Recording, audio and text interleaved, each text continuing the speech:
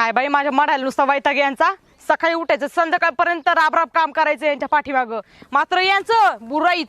एक पण माणूस चांगलं बोलत नाही ना. ती नाही हो सासरा ना तो नवरा, कोणी धाडाचा नाही यांच्यामध्ये. मला तर वाटायला लागले ना यांची ना जिरणार नाही.